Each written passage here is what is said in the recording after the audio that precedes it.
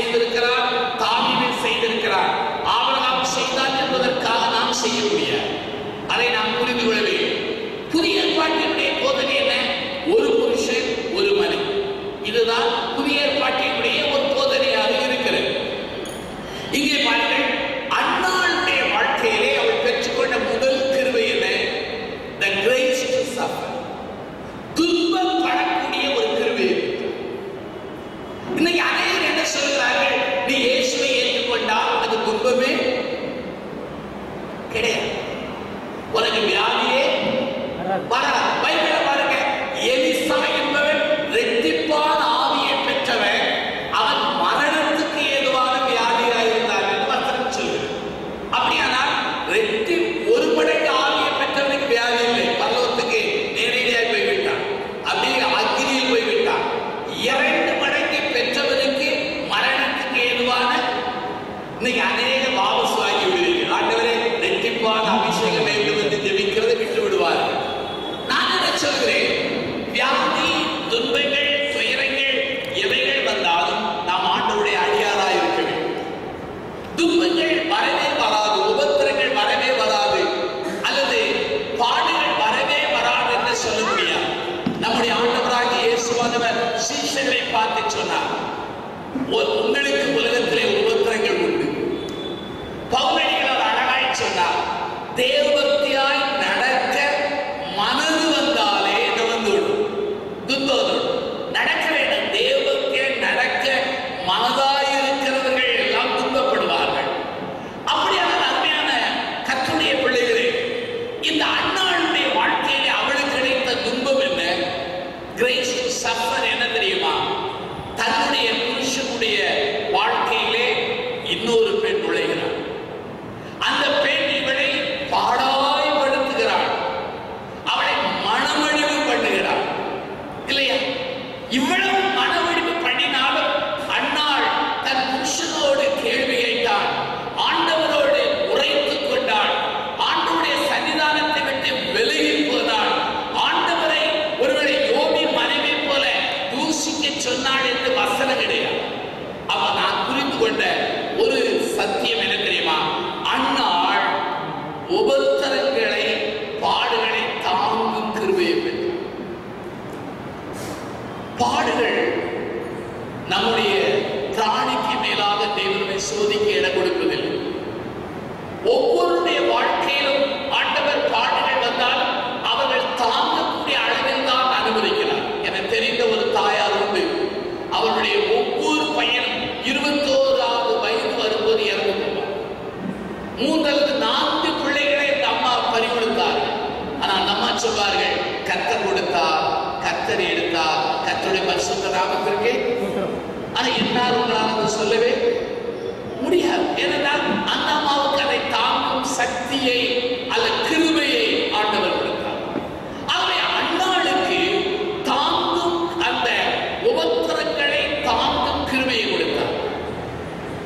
இன்னைக்கு அநேகர் எண்ணுகிறார்கள், ஆண்டவரை ஏற்றுக்கொண்டால் பாடுகள் வராது, ஆண்டவரை ஏற்றுக்கொண்டால் தொட்டதெல்லாம் கொண்டால், ஆண்டவரை ஏற்றுக்கொண்டால் செழுமை உபதேசம் வரும், ஆண்டவரை ஏற்றுக்கொண்டால் நம்முடைய வாழ்க்கையில என்ன நினைத்தாலும் கிடைக்கும், ஆண்டவரை ஏற்றுக்கொண்டால் பள்ளி பரீட்சைக்கு படிக்காவிட்டால் இரவிலே கொஸ்டின் பேப்பரை ஆண்டவர் என்ன செய்வார்? அவர் என்ன செய்வார்? வெளிப்படுத்துவார். இப்படி எல்லாம் அநேகர் எண்ணுகிறார், இல்லையா? ஆனா நான் சொல்கிறேன், ஆண்டவருடைய அடியார்களாகிய எனக்கும் உங்களுக்கும் என்ன உண்டு? பாடுகள் உபத்திரம். சிலதை வெளியே சொல்றோம், சிலதை நம்ம சொல்லவே இல்லைன்னு சொல்லவே நமக்கு முடியாது. ரோஜா செடி இருந்தால் அது முள் உண்டு. ஆண்டவருடைய அடியார்களாகிய நமக்கு ஆசீர்வாதமும் உண்டு, பாடுகள் உபத்திரங்கள். பழைய பாட்டிலே ஆடு மாடுகள், கோழிகள், கழுதைகள், கட்டடங்கள் இவைகள் எல்லாம் ஆசீர்வாதங்கள். புதிய பாட்டிலே எது ஆசீர்வாதம் தெரியுமா? இயேசுவுக்காக, இயேசுவின் நாமத்துக்காக, இயேசுவின் ராஜ்யத்துக்காக அல்லது இயேசுவின் மேல் வைத்திருக்கிற விசுவாசத்திற்காக வசன உருவி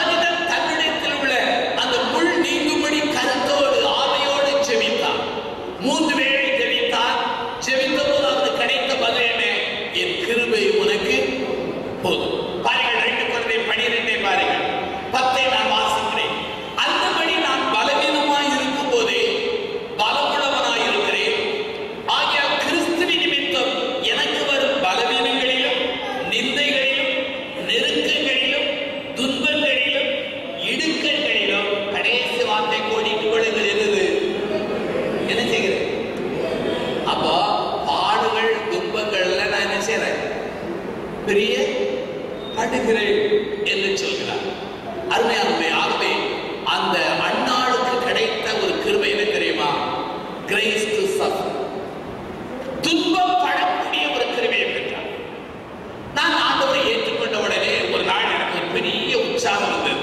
ஆண்டவருடைய கிருபையை புரிந்த போது அந்த முதல் நாளிலே தெருவிலே ஓடுகிற மனிதனாய் துள்ளி குதித்து, அந்த சமயத்திலே பக்தியினுடைய உத்வேகம் அதிகமாக இருந்தது. ஆனா வேத வசன தெளிதன கிடையாது. பக்தி இருந்தது, ஆனா தெளிவு கிடையாது. அந்த நாட்களில் ஒரு பொருத்தனை பண்ணி, என்ன பொருத்தனை? இயேசு சுவாமி, உமக்காக நான் ரத்த சாட்சியாய் விடுவேன் என்ன சொல்லி ஜெபித்தேன். ஒரு நாள் என்னுடைய பல்லிலே ஒரு கடவாய், ஒரு பல் ஒரு கெட்டு போனது. அது பாடாய் படித்தது. திருநெல்வேலியில் இருக்கிற ஒரு மருத்துவத்தில் போனேன். அவர் பல்லிலே மறந்து போவதற்காக ஒரு ஊசியை போட்டார். பல்லை பட்டென்று பிடிங்கினார். பிடிவிட்டு சொன்னார், ஐயா வீடு எங்கே இருக்கிறது? ஐயா பக்கத்தில் இருக்கு. வேகமாய் காரிலே போய் விடுங்கள் என்றார். ஏனையா இல்லை, நீங்கள் போவதற்கு முன்பாக அந்த மறந்து போகிற மருந்து செயலுக்கு போய்விடும். நான் வீட்டுக்குள்ள நுழைகிறேன், மருந்து செயலுக்கு போடுது. அந்த வலியை நான் தாங்கவே முடியும். வீட்டுக்குள்ளே ஒரு சிறுபிள்ளையை போல உருண்டு புரண்டு அழுது. ஏன்னா அந்த வலி தாங்க முடியும். அப்பதான் யோசிச்சேன், இந்த பல்லுதலியே தாங்க முடியல. ஒருத்தர் நம்ம தலையை வெட்டுறா என்ன இருக்கு. ஆண்டவரே, என்னுடைய முட்டாள்தனமான ஜெபத்தை மன்னியும். ஆண்டவரே, நீர் என்னை எப்படி ஒழுங்கா விசுவாசத்தோடு மறிக்க எனக்கு என்னதா பேதுருவை பாருங்கள். ஆண்டவர் அற்புதம் செய்த உடனே மீன்கள் திரளாய் கிடைத்தது. உடனே பாதத்தில் விழுந்து கேட்கிறார், ஆண்டவரே என்னை விட்டு போய்விடும். ஒரு மீன் கிடைக்கவில்லை. இப்போது திரளான மீன் கிடைக்கக்கூடிய அளவுக்கு இயேசுவானவர் அற்புதம் செய்து விட்டார். செய்த பிற்பாடு இவன் என்ன சொல்லி இருக்க வேண்டும்? ஆண்டவரே என்னோடு இருந்து சொல்லி இருக்க வேண்டும். இவன் சொல்கிறார், ஆண்டவரே என்னை விட்டு போய்விடும். ஏனென்றால் அது ஒரு வித்தியாசமான மதி இல்லாத ஒரு ஜெபமாய் காணப்படுகிறது. அன்னாள் என்ன கிருபையை பெற்றாள்? உபத்திரங்களை சகிக்கும் கிருபையை. Grace to suffer. ஆண்டவரே, என் வாழ்க்கையில் இருக்கிற ஒவ்வொரு உபத்திரங்கள், பாடுகள், வேதனைகள், அல்லது என் ஊழியத்திலே, என் தனிப்பட்ட வாழ்க்கையிலே, என் குடும்ப உறவுகளிலே, என்னுடைய சரீரத்தில் இருக்கிற இந்த பாடுகளை தாங்குவதற்கு எனக்கு பலந்தாரும் என்று ஜெபிக்க வேண்டும். திருநெல்வேலியிலே டோனாவூர் என்கிற ஊர், அதுல எவி காமிக்கல் அம்மையார் என்கிற ஒரு அம்மையார் அங்கே வாழ்ந்து வந்தார்கள். ஒரு ஃபெல்லோஷிப்பை ஆரம்பித்தார். ஒரு முறை தன்னுடைய அந்த டோனாவூரில் இருக்கிற இடத்திலே ஒரு செங்கலினாலே உள்ள ஒரு கல்லினாலே தரை பாவப்பட்டிருந்தது. அது கொஞ்சம் பேர்ந்து இருந்தது. இவர்கள் கவனக்குறைவாய் நடந்தார்கள். கால் உடைந்தது. கால் உடைந்து சுமார் 15 ஆண்டுகளுக்கு மேலாக என்று எண்ணுகிறேன் அப்படியே படுக்கையிலே நடக்க முடியாமல் இருந்தார்.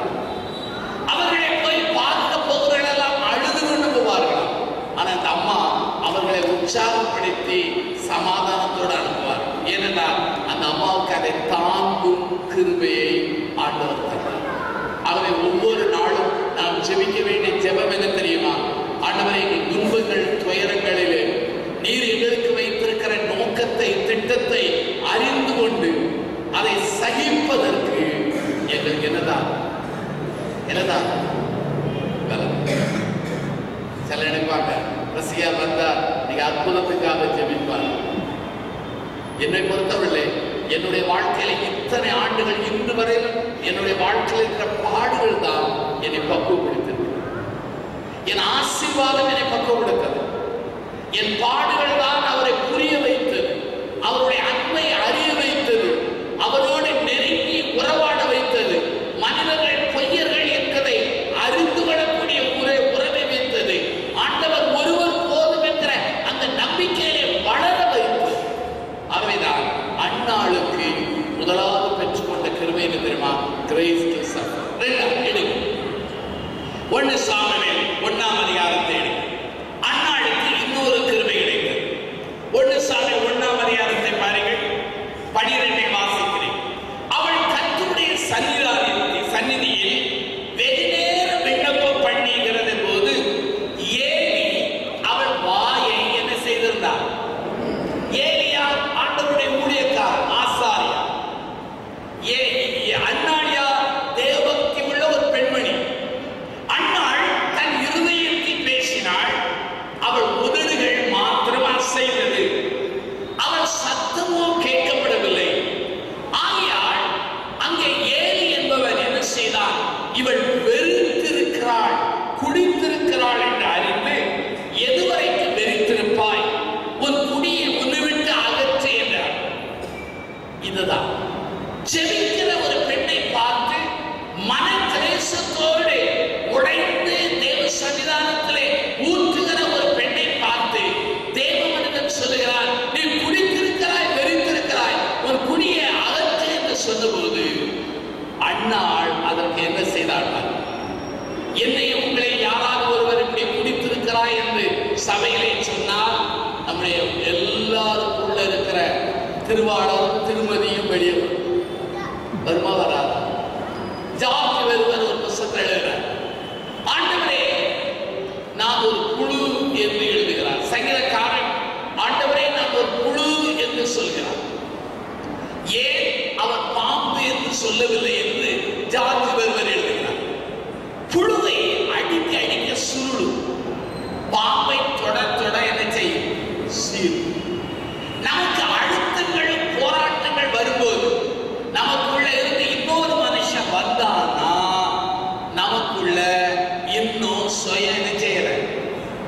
வீட்டுல போய் ஒருவர் சோதிச்சு பாருங்க. சத்தமே இல்லை, சொல்லி பாருங்க, அப்பதான் சுயமே. சிலர் சொல்லுவாங்க, நான் மாத்திரம் ஆண்டவரை ஏற்றுக்கொள்ளலாம்னா இதுக்கு முன்னால என்னெல்லாமோ அப்ப என்ன அவருக்கு ஏற்றுக்கொள்ளலாம் அர்த்தம் இல்லையா? நான் மாத்திரம் ஆண்டவருடைய ஊழியக்காரனா இல்லைன்னா இப்ப நடக்கிறதெல்லாம் வித்தியாசம் சிலர் சொல்லுவாங்க. அப்ப வேறு ஏதோ இருக்கிறார். இங்கே அன்னாளுக்கு அந்த ஊழியர் சொல்கிறார், நீ குடித்திருக்கிறாய், வெறுத்திருக்கிறாய். அன்னாள் சொல்கிற வார்த்தையை பாருங்க. 1 சாமுவேல் 1 எடுங்கள். அதற்கு அன்னாள் பிரயத்தனமாக, அப்படி அல்ல என் ஆண்டவரே, நான் மனக்கிளேசம் உள்ள ஒரு ஸ்திரீ, நான் திராட்சரசமாயிலும் மதுவாயிலும் குடிக்கவில்லை. நான் கர்த்தருடைய சன்னிதானத்திலே என் இருதயத்தை ஊற்றிவிட்டேன். உடைய அடியாளை பேலியாளின் மகளாக என்ன செய்யாதிரும், எண்ணாதிரும். மிகுதியான விசாரத்தினாலும் கிளேசத்தினாலும் இந்நேரம் மட்டும் என்ன செய்தேன்? இந்த இடத்துல நானும் நீங்களும் இருந்தால் என்ன சொல்லியிருப்போம்? ஆசாரியனே உமக்கு கண் தெரியவில்லையா, ஆசாரியனே உமக்கு அறிவில்லையா என்று ஒரு பெரிய கோஷ்டியே சேர்த்து ஒரு கலவரம் பண்ணிடும். ஆனால் அன்னாள் என்ன சொல்கிறாள்? அப்படி அல்ல. இதிலே நான் புரிந்து கொண்ட இரண்டாவது சத்தியம் என்ன தெரியுமா? முதலாவது கிரேஸ் டு சஃபர், இரண்டாவது என்ன தெரியுமா? Grace to speak. பேசுவதற்கு கிருபை பெற்றார். பல குடும்பங்கள் உடைவதற்கு காரணம் என்ன? பேச்சு. பல சபைகள் வளராமல் இருப்பதற்கு காரணம் என்ன? பேச்சு. பல உறவுகள் கசந்து போவதற்கு காரணம் என்ன? பேச்சு. என்றால் பேசுகிற வார்த்தை வெளியே போன பிற்பாடு நாம் வருந்தலாமே தவிர அதை தூக்கி உள்ளே போடவே முடியாது. ஆனால் இவள் பேசுவதற்கு அவளுக்கு என்ன கிடைத்தது? நாம் ஜெபிக்க வேண்டிய ஜெபம் என்ன? ஆண்டவரே, பாடுகள் மத்தியிலே வாடுகிற நாங்கள் பாடுகளை சகிக்கிற கிருபையை தாரும். இரண்டாவது, எங்கள் வாழ்க்கையிலே பேசுவதற்கு எங்களுக்கு என்ன கொடும்? கிருபை கொடும். நாங்கள் பிரசங்கம் பண்ணும்போது ஒரு வார்த்தை மாறிவிட்டால் என்ன நடக்கும் என்று தெரியும் இல்லையா? தெரியும். ஒரு கிராமத்துல ஒரு பெரிய கன்வென்ஷன் நடக்கும். பிரசங்கர் வல்லமையான பேசுகிறவர் வார்த்தையை வல்லமையாக பேசும்போது முன்னால் இருக்கிற சின்ன சின்ன பிள்ளைகள் உட்கார்ந்து மண்ணை தட்டி விளையாடி பேசிக் கொண்டிருந்தது. பிரசங்கர் பார்த்தா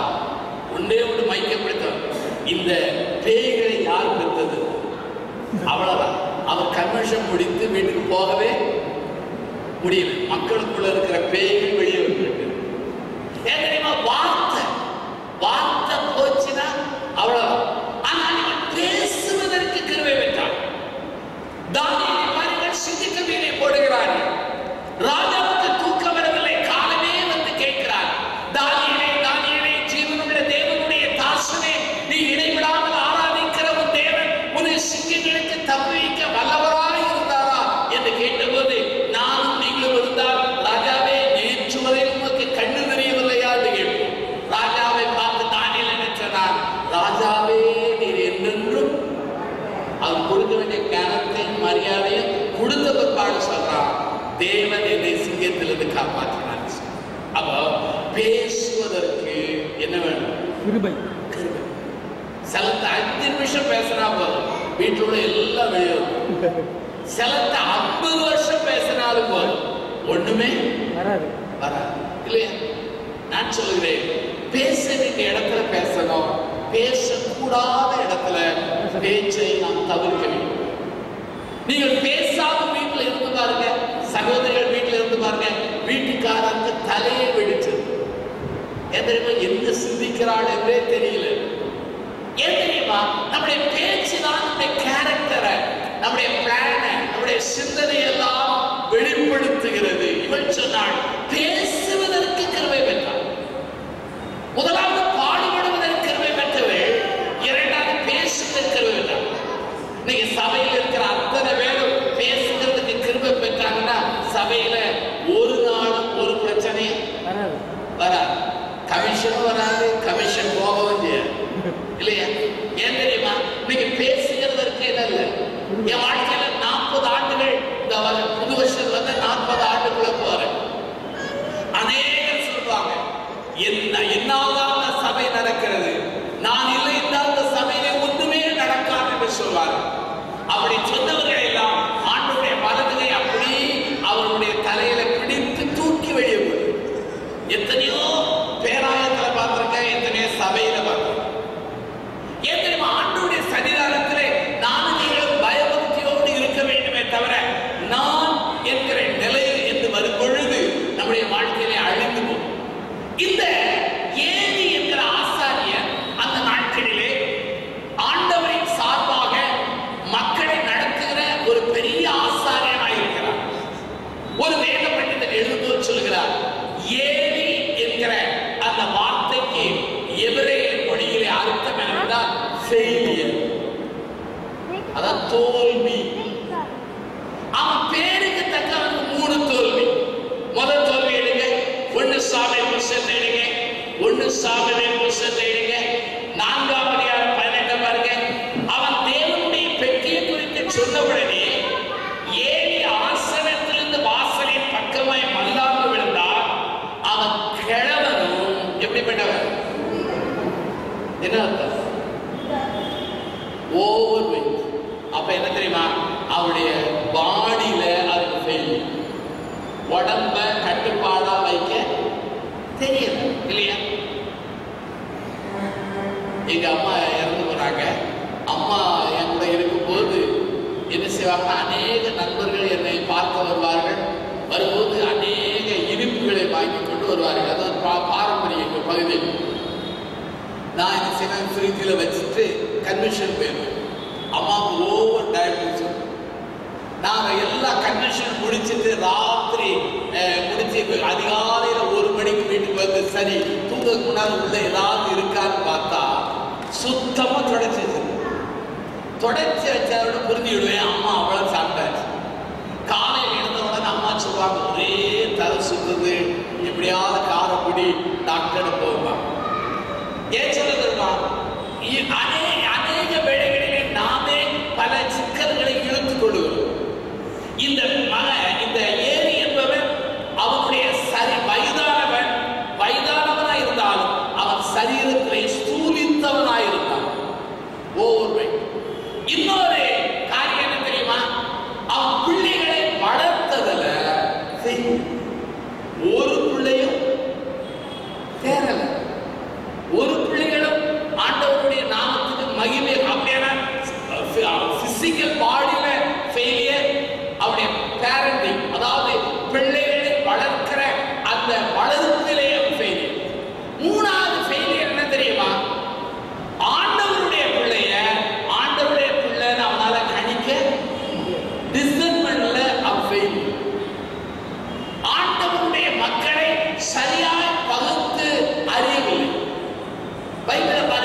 துன்மார்க்கரை நீதிமான் என்று சொன்னாலும் கர்த்தருக்கு அருவருப்பு. அதே சமயத்திலே நீதிமானை துன்மார்க்கன் என்று சொன்னாலும் என்னது கர்த்தருக்கு என்னது. ஆனால் தான் நம்ம பல கல்யாணங்கள்ல கலந்து கொள்றதே கிடையாது. ஏன் தெரியுமா? கல்யாணத்துல போனா நம்ம மேடையில் ஏற்றுவாங்க. மாப்பிள்ளை நல்லவன், அவள் தங்கச்சி அந்த பெண்ணை நல்லவன் சொல்லணும். ஆனா நமக்கு சுத்தமா அவளுக்கு ஒண்ணுமே. அப்போ இந்த பொய் சொல்லக்கூடாதுங்கிறதுக்காகவே கல்யாணம் முடிஞ்ச பிறகு உள்ள போகும். நல்ல தெரிஞ்ச குடும்பம்னா போய் பேசலாம், தெரிந்த பிள்ளைகள் பேசலாம், மற்ற இடங்களில் பேச பயமாக இருக்கு. அப்படியானா முதலாவது அவன் சரீரத்திலே ஃபெயிலியர், இரண்டாவதாக பெற்ற பிள்ளைகளை வளர்ப்பதில் ஃபெயிலியர், மூன்றாவது கர்த்தருடைய ஒரு கிருபை பெற்ற ஒரு பெண் அழுது மனக்லேசத்தினாலே அவன் போராடி ஜெபிக்கிற பெண்ணை பார்த்து குடித்திருக்கிறாள் என்று சொல்வான். ஆனால் இவனுடைய டிசர்ன்மென்ட்டும் என்னது இல்லை. அப்படியானா அன்னாள் முதலாவது அவள் பாடுபடும் கிருபையை பெற்றாள், துன்பப்படும் கிருபையை பெற்றாள். இரண்டாவது பேசுவதற்கு கிருபை பெற்றாள். மூணாவது 1 சாமுவேல் 1ஆம் அதிகாரத்தில் 1 சாமுவேல் 1ஆம் அதிகாரம். இந்த 1ஆம் அதிகாரத்துல அன்னாளுடைய புருஷன் இப்ப எருசலேமுக்கு தேவாலயத்துக்கு போகிறார், சீலாவுக்கு போகிறார் என்று வைத்துக் கொள்ளுங்கள். அப்போது அன்னாளை அழைக்கிறார். இதற்கிடையே அன்னாளுக்கு குழந்தை உண்டாகி அந்த குழந்தையை அவள் பெற்றெடுக்கிற நிலையை அடைகிறார். உடனே அன்னாள் சொல்கிறாள், என்னுடைய பிள்ளை பால் மறந்த பிற்பாடு அந்த பிள்ளையை கொண்டு போய் விடுவேன் என்று சொன்ன உடனே அவளுடைய புருஷன் சொல்கிறார், என்ன சொல்கிறார் என்றால், நீ உன் இஷ்டப்படி செய்து அவனை பால் மறக்க பண்ண மட்டும் இரு, கர்த்தர் தம்முடைய வார்த்தையை மாத்திரம் நிறைவேற்றுவாராக. பழைய பாட்டில் ஒரு முறை, இந்த வசனத்தை நான் இப்ப எடுக்கல, ஆனா முறையை சொல்றேன். ஒரு கணவன் மனைவி 2 பேர் இருக்கிறாங்க. மனைவி கணவனுக்கு தெரியாம ஒரு பொருத்தனை பண்றான்னு வச்சுடுங்க. அந்த பொருத்தனை பண்ண பிற்பாடு கணவன்கிட்ட வந்து சொல்றான், ஐயா நான் அந்த பொருத்தனை பண்ணிட்டேன்னு சொல்லும்போது கணவன் முடியவே முடியாது, இந்த பொருத்தனை ஏற்றுக்கொள்ள முடியாதுன்னு சொன்னா மனைவி அந்த பொருத்தனையை கைவிட வேண்டும். இது பழைய பழமொழி. அன்னாள் என்ன செய்தா? பொருத்தனை பண்ணிட்டான். என் பிள்ளையை கொண்டு போய் தேவாலயத்தில் விடுவேன், ஆயில் முட்டு விடுவேன். அன்னாளுடைய புருஷன் ஆலயத்தை கூப்பிடுறான். உடனே அன்னாள் தன்னுடைய பொருத்தனையை சொன்ன உடனே அன்னாளுடைய பொருத்தனையை எல்கானா அங்கீகரிக்கிறார். அங்கீகரிப்பதற்கு அடையாளமாகத்தான் அங்கு வார்த்தை வருகிறது, உன் இஷ்டப்படி செய்து அவனை பால் மறக்க பண்ண மட்டும் இரு, கர்த்தர் தம்முடைய வார்த்தை மாத்திரம். அதனுடைய பொருள் என்ன? அன்னாளின் பொருத்தனையை யார் செய்தார்? கணவன் அங்கிருக்கார். கொஞ்சம் சகோதரிகள் செஞ்சு பாருங்க, உங்களுக்கு புருஷனுக்கு தெரியாம நீங்க பல பொருத்தனை பண்ணுவீங்க. பொருத்தனை நிமித்தம் உங்க வீட்டுல எத்தனை சண்டை வந்திருக்கு தெரியுமா? இல்லையா? சில குடும்பங்கள்ல இதனாலே எத்தனை பேர் பிரிந்து வாழ்கிறாங்க. ஆனால் இங்கே அன்னாள் மூன்றாவது ஒரு கிருபையை பெற்றாள். முதலாவது சொன்னேன், கிரேஸ் டு சஃபர், துன்பப்படக்கூடிய ஒரு கிருபையை பெற்றாள். இரண்டாவது சொன்னேன், கிரேஸ் டு ஸ்பீக், அவள் பேசுவதற்கு கிருபை பெற்றாள். மூன்றாவது என்ன தெரியுமா? கிரேஸ் டு சாக்ரிஃபைஸ், தியாகம் பண்ணும் கிருபை பெற்றாள். அன்னாளுக்கு நீண்ட காலத்துக்கு முன்னாடி ஒரே ஒரு பிள்ளை தான் பெற்றாள். பைபிள் எடுங்க, 1 சாமுவேல் 1 பாருங்க, 11ஆவது வாக்கியத்தை பாருங்க. சேனைகளின் கர்த்தாவே, தேவரே உம்முடைய அடியாளின் சிந்தையை கண்ணோக்கி பார்த்து உம்முடைய அடியாளை மறவாமல் நினைத்தருளி, உமது அடியாளுக்கு எத்தனை குழந்தை வேணும்? ஒரு ஆண் குழந்தை கேட்டான். இன்னொரு குழந்தைய கேட்கவே அந்த ஒரு குழந்தையை கொண்டு போய் பால் மறந்த பிள்ளையை கொண்டு போய் தேவாலயத்தில் கொண்டு விடுங்க, தேவ சன்னிதானத்தில். இதுக்கு பேர் தான் கிரேஸ் டு சாக்ரிஃபைஸ், தியாகம் பண்ணும் கிருபையை பெற்றார். ஒரு 40 ஆண்டுகளுக்கு முன்பாக நம்முடைய சபைகளிலே உள்ள கூட்டங்களிலே போதகர்கள், சபை ஊழியர்கள், கன்வென்ஷன் பிரசங்கிமார்கள் எல்லாரும் தியாகத்தை குறித்து பேசினார்கள். இப்ப தியாகத்தை பற்றி பேசுற பிரசங்க ரொம்ப ரொம்ப குறை. பண்ணுனா மக்கள் போய் கேட்பாங்க, உங்ககிட்டே இந்த தியாகம். அதனால அந்த சப்ஜெக்டை யாருமே இப்ப யாரும் இல்லை.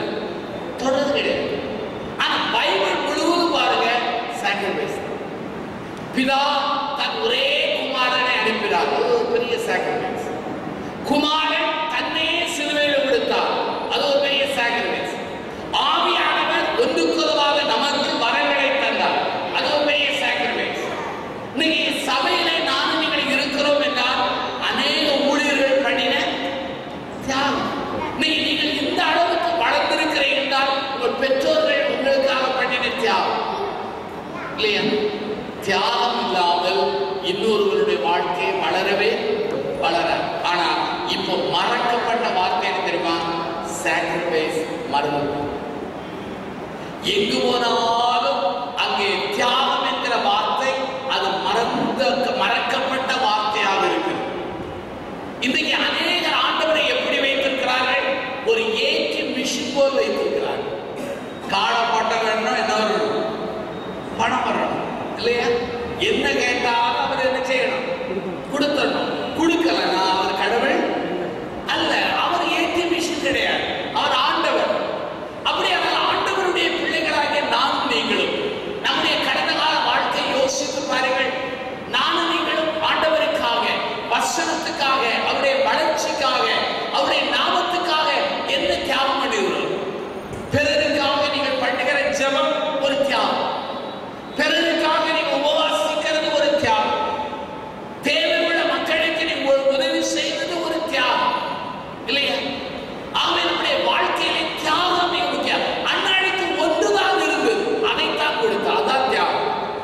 5 சட்டியை வைத்துக் கொண்டு ஒரு சட்டியை கொடுப்பது தியாகம் கிடையாது. ஒரே ஒரு சட்டியை வைத்துக் கொண்டு அதை கொடுப்பதுதான் இருந்தது தியாகம். அன்னாளுக்கு இருந்தது ஒன்று. அந்த ஒன்றை ஆண்டவருக்கு அவள் கொடுக்கும் போது இன்னொன்றை தான் பெறுவேன் என்று அவள் எண்ணவே இல்லை. ஒன்றே அது பால் மறந்த பிள்ளை.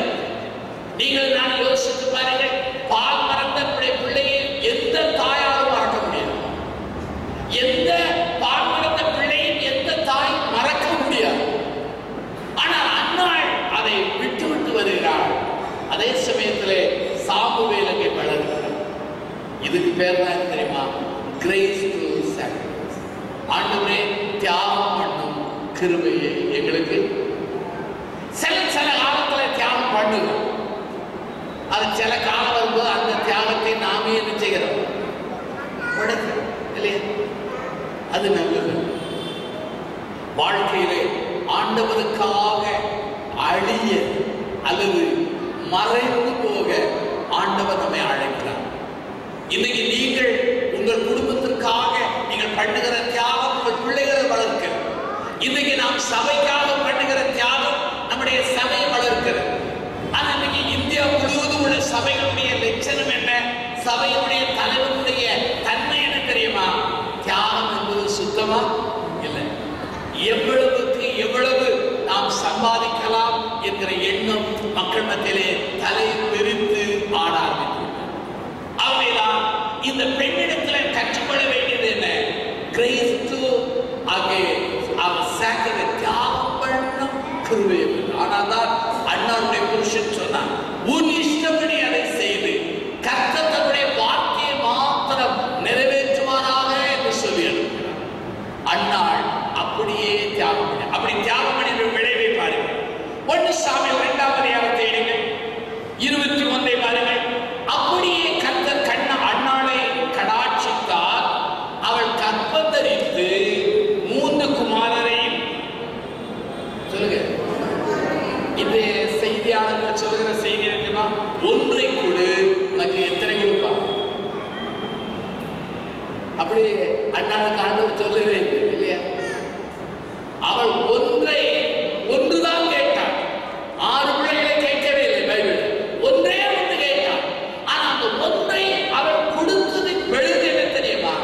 கர்த்தர் அவளை மேலும் கடாட்சித்தார். என்ன கடாட்சித்தார் பாருங்க.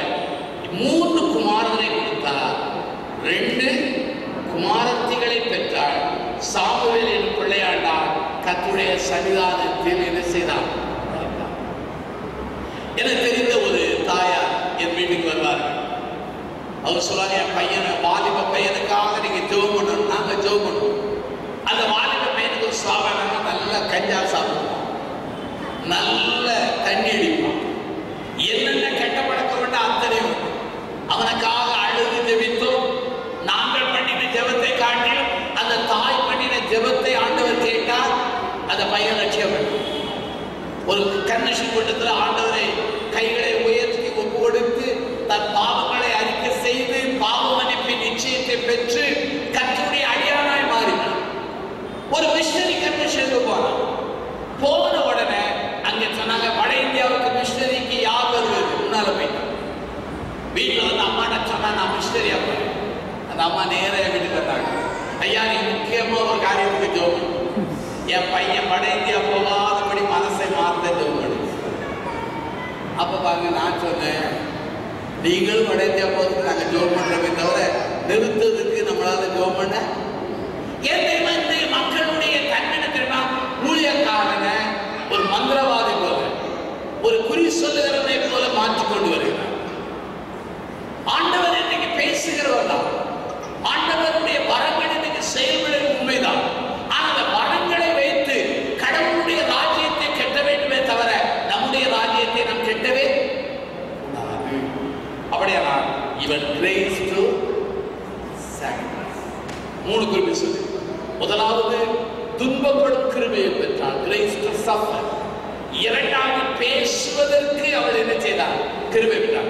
அந்த பேசுவதற்கு என்று வரும்போது ஒரு வசனம் எனக்கு மறந்து வருது, அதை நான் சொல்கிறேன். கொலோசியரை எடுங்கள், கொலோசியரின் புத்தகத்தை எடுங்கள், கொலோசியரின் நிருபத்தை எடுங்கள். கொலோசியர் 4ஆம் அதிகாரம் 6வது வாக்கியம், அதை சேர்த்துக் கொள்ளுங்கள். கொலோசியர் 4:6 வாசியுங்கள்.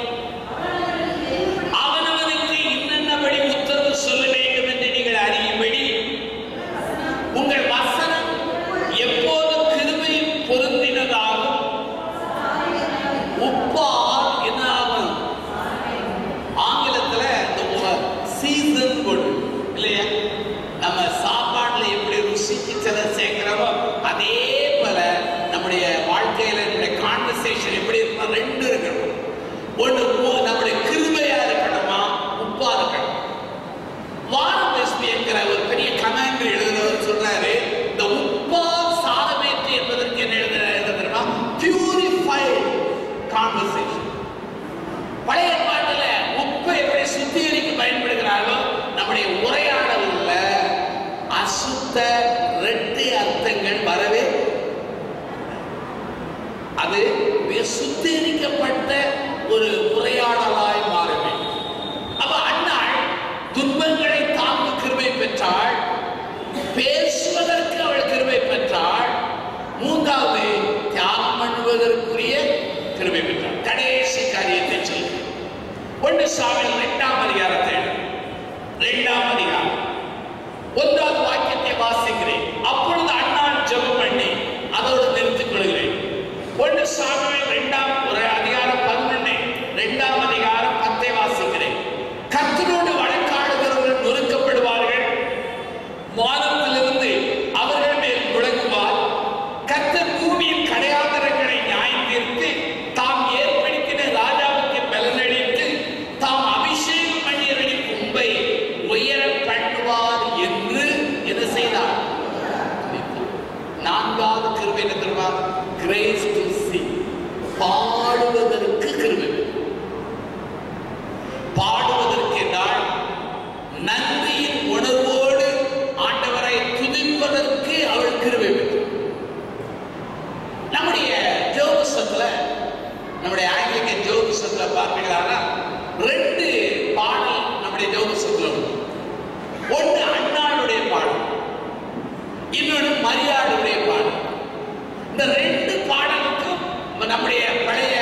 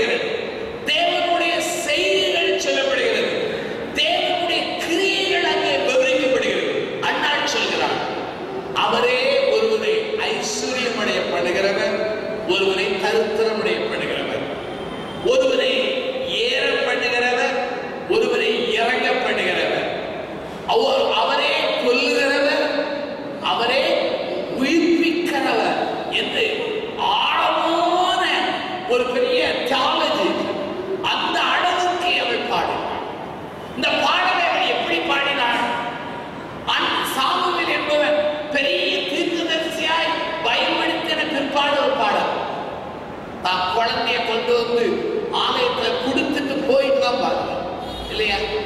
தியாகம் பண்ணி அந்த நேரத்திலே அவள் பாடுகிறாள். ஆகவே அன்னாள் பாடுவதற்குரிய கிருபை பெற்றாள். அதனுடைய பொருள் என்ன? நன்றி உணர்வோடு அவள் செயல்பட்டதை குறிப்பிடப்படுகிறது. தேவனை அவள் ஆழமாய் புரிந்து கொண்ட விதம் அவளுடைய வார்த்தைகளிலே வெளிப்படுகிறது. அவள் ஆண்டவர் மேலே எவ்வளவு ஆழமான பக்தி வைத்தாள் என்பது அங்கு சொல்லப்படுகிறது. அருமையானவர்களே, நம்முடைய வாழ்க்கையிலே துன்பம், துயரம், இழப்பிலே நாம் பாடுவதற்குரிய கிருபை உண்டு.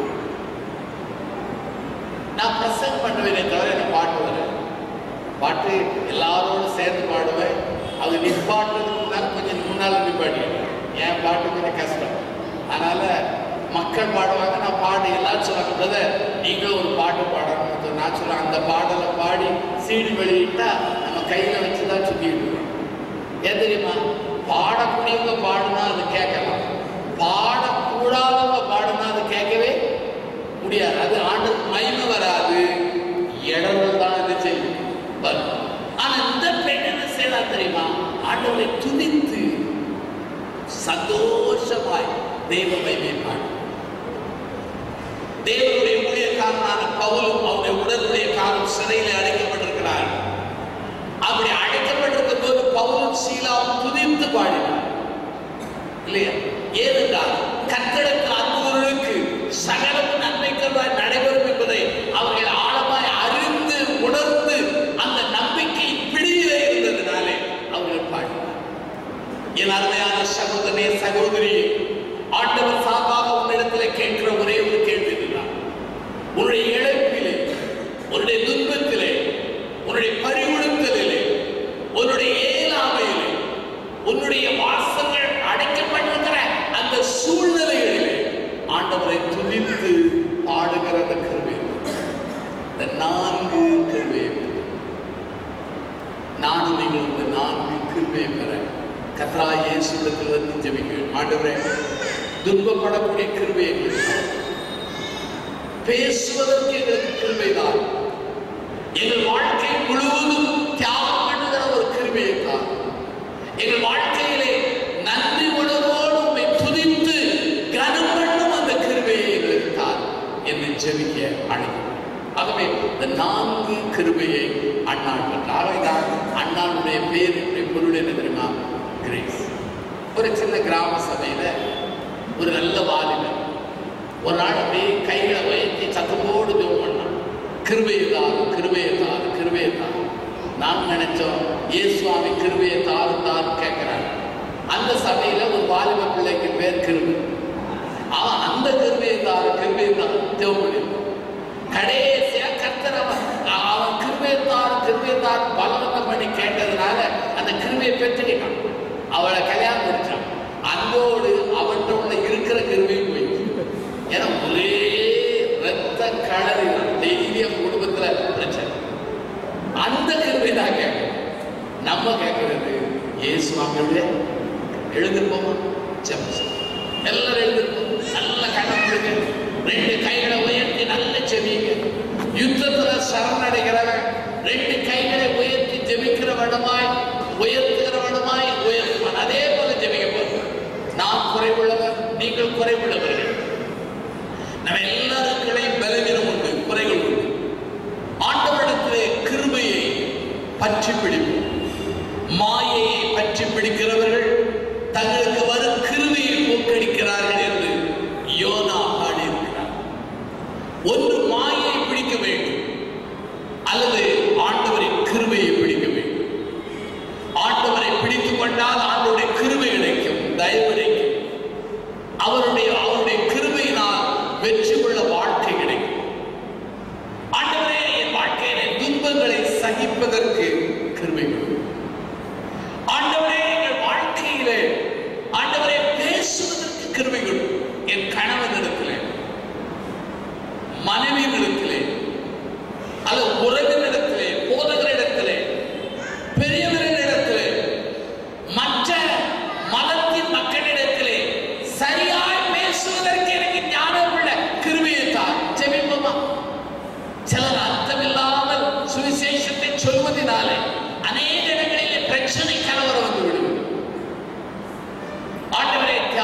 பண்ண எனக்கு ஆண்டவரே, பாடுவதற்கும் நன்றி சொல்வதற்கும் உம்மை கனப்படுவதற்கும் இருக்கிறவே தான். செபிப்போம். கைகளை கிளைப்பட்டு விடுங்கள். ஆண்டவர் சார்பாக ஒரே ஒரு கேள்வி இருக்கிறேன். ஐயா, இந்த செய்தி எனக்கு விரோதமாயிருக்கும். ஆண்டவரிடத்தில் இந்த கிருபையை பெற்றுக்கொள்ளும்படி அவரிடத்து கிட்டி சேருகிறேன். இன்று முதல் நான் ஜெபிக்க போகிறேன். துன்பப்படக்கூடிய கிருபை எனக்கு தான். பேசுவதற்கு எனக்கு கிருபை தான். ஆண்டவரே, தியாகம் பண்ணுவதற்கு கிருபை தான். ஆண்டவரே, நான் பாடி துதித்து கனப்படுவது கிருபை தான் என்று கேட்க போகிறேன். அப்படி தீர்மானம் செய்து இன்று முதல் ஆண்டவரிடத்தில் கிட்டி சேர்ந்து ஜெபிக்க போகிறேன் என்று சொல்கிறவர்கள் யார்? இருக்கிற இடத்துல உங்கள் வலது இடத்தை உயர்த்தி காண்பிக்கலாம். உங்களுக்காக நான் ஜெபித்து முடித்து போதனைய கைகளை கொடுக்கிறேன். நான் சொன்னேன் என்பதற்காக கைகளை தூக்கக்கூடாது. அது நல்லது. உண்மையாகவே ஆவியானவர் உங்களோடு வசனத்தின் மூலமாய் இடைவிட்டு இருப்பாரானால், உணர்த்தப்பட்டிருப்பீர்களானால், ஒப்புக்கொண்டு மன்னிப்பை கோரி ஆண்டவரிடத்தில் ஜெபிப்போம்.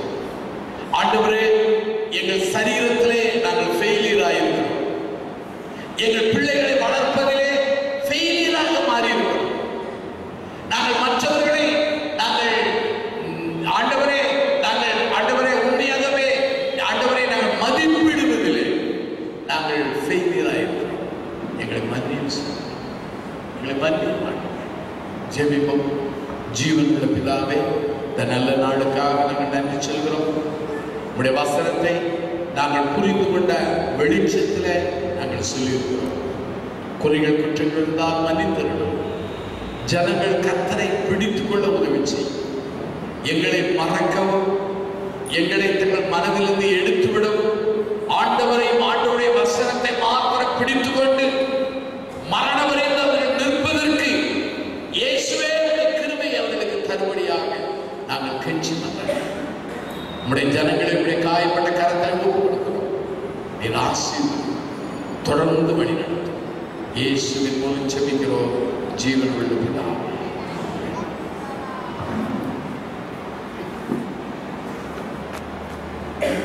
ஆண்டவருடைய கிருபையுள்ள வார்த்தைகளை நம்மோடு கூட பகிர்ந்து கொண்ட ஐயாவிற்கு நன்றியை தெரிவிப்போம். கர்த்தரை ஸ்தோத்திரிப்போம். தொடர்ந்து நாம் யாவரும் நல்ல வண்ணமாக விந்தை கிறிஸ்து இயேசு ராஜா உந்தன்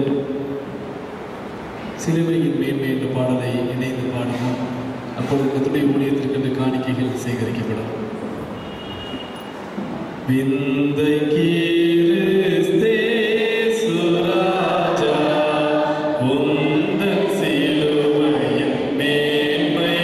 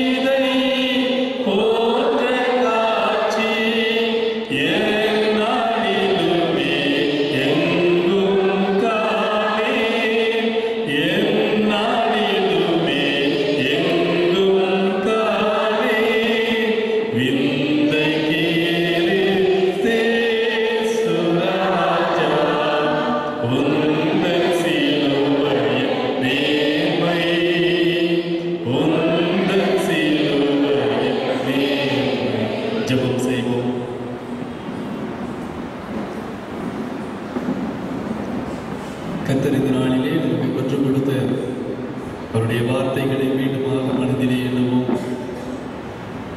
கர்த்தர் தம்முடைய கிருபையை நம் மீது ஊற்றி இருக்கின்றார். கர்த்தர் நம்முடைய வாழ்க்கையிலே எத்தனையோ முறை மனக்கிளேசத்தோடு நாம் போராடி கொண்டிருந்தோம். பிறரால் தவறாக புரியப்பட்டு நம்முடைய வாழ்க்கையிலே நிந்தையையும் அவமானத்தையும் சுமந்து கொண்டிருந்தோம். ஆனாலும் ஆண்டவர் நமக்கு கிருபையை அருளினாரே. அவர் நம்மை தள்ளிவிடவில்லையே. துயரப்படுகிறவனுடைய, உபத்திரவப்படுகிறவனுடைய விண்ணப்பங்களையும் அற்பமாய் இல்லாத தேவனாக அவர் இருந்தாரே. சிறுமைப்பட்டவர்களுடைய கூக்குரலை அவர் கேட்டாரே. நம்முடைய வாழ்க்கையில செய்த நன்மைகளை எண்ணி பார்த்தோம். அவருடைய கிருபை நம்மை முழுவதுமாக ஆட்கொண்டு நடத்தியதை அதற்காக நன்றி செலுத்துவோம். இந்த உலகத்திலே கிருபையுள்ள தேவனாக வந்தார். கிருபையுள்ள வார்த்தைகளை பேசினார். கிருபையை இந்த உலகத்திலே நம் யாவருக்கும் சொந்தமாக்கி கொடுத்தார். அந்த தேவனை நாம் நோக்கி பார்ப்போம். இந்த நாளிலே ஆண்டவருடைய கிருபையின் விதங்களை ஆண்டவர் நமக்கு நம்முடைய வார்த்தையிலாக கற்றுக் கொடுத்தார். நாம் பேசுவதற்கு கிருபை பெற்றிருக்க வேண்டும். கிருபையை பெறுகிறவர்கள் மாத்திரமல்ல, கிருபையை பயன்படுத்துகின்றவர்களாகவும் நாம் இருக்க வேண்டும் என்று சொல்லி இந்த நாளிலே ஆண்டவர் நமக்கு கற்றுக் கொடுத்தார். துன்பங்கள் வரும்போது தாங்கிக் கொள்ளும் கிருபை, சூழ்நிலைகள் நமக்கு எதிராக இருக்கும்போது நாம் தயவோடு பேசி அந்த சூழ்நிலைகளை மேற்கொள்ளக்கூடிய கிருபை, ஆண்டவருடைய சன்னிதானத்திலே பெற்றுக்கொண்ட நன்மைகளுக்காக தியாகமாய் ஆண்டவருக்கென்று பணி செய்யக்கூடிய கிருபை, ஆண்டவருக்கென்று வாழ்வை ஒப்புக் கொடுக்கக்கூடிய கிருபை, ஆண்டவர் செய்த நன்மைகளை நினைத்து ஆண்டவருடைய வல்லமைகளை, ஆண்டவருடைய மகத்துவங்களை எண்ணி அவரை துதித்து பாடக்கூடிய கிருபை, அந்த கிருபைகளை நாம் பயன்படுத்த வேண்டும் என்று சொல்லி இந்த நாளிலே தேவன் நமக்கு கற்றுக் கொடுத்தார். அந்த கிருபையை நாம் முழுவதுமாக உணர்ந்தவராக அவருடைய கரங்களுக்குள்ளாக நம்மை முழுவதுமாய் தாழ்த்தி ஒப்புக் கொடுப்போம். இந்த விந்தை அன்பு கீழாய் எந்த காணிக்கை ஈந்திடுவே. இந்த விந்தை அன்பு கீழாய் எந்த காணிக்கை ஈந்திடுவே. எந்த ஆறும் பொருளிடாகும், எந்த ஆறும் பொருளிடாகும், என்னை முற்றிலும் உமக்களிக்கிறேன், என்னை முற்றிலும் உமக்களிக்கிறேன். விந்தைக்கிறேன்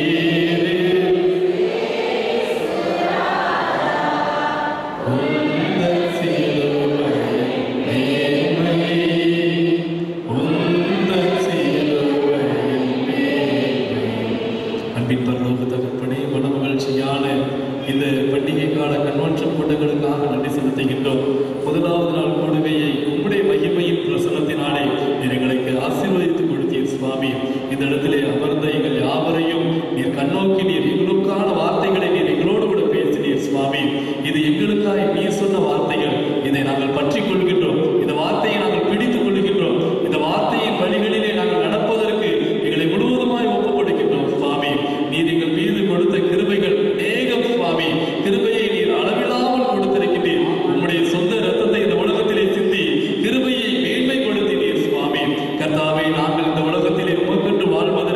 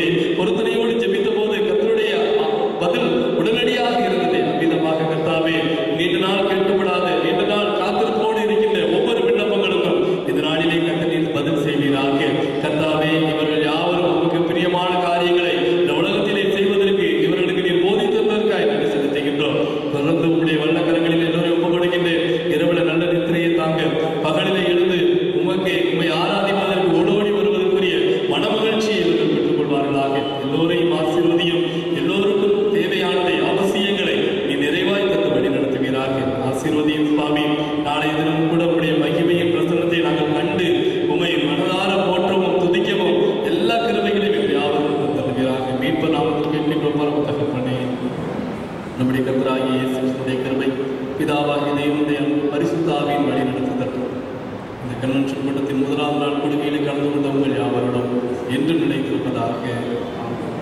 தேவ ஆசி பாதத்தோடு அடியாரை அனுப்பும் வார்த்தை என்னும் அற்பத்தாலே போஷித்து வளர்ப்பியும் இப்போதும்மை தேடி வந்து மனதார போற்றினோ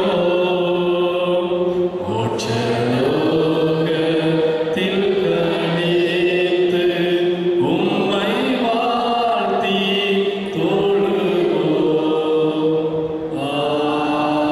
ஆமென். என் ஆத்துமாவே கர்த்தரை ஸ்தோத்திரி, என் முழுமையோடு பரிசுத்த நாமத்தை ஸ்தோத்திரி. என் ஆத்துமாவே கர்த்தரை ஸ்தோத்திரி, கர்த்தர் செய்த சகல உபகாரங்களை மறவாதே. கர்த்தர் உங்களோடு இருப்பாராக. அவர் தருகின்ற மெய்யான சமாதானத்தோடும் பலத்தோடும் உங்கள் இல்லங்களுக்கு கடந்து செல்லுங்கள்.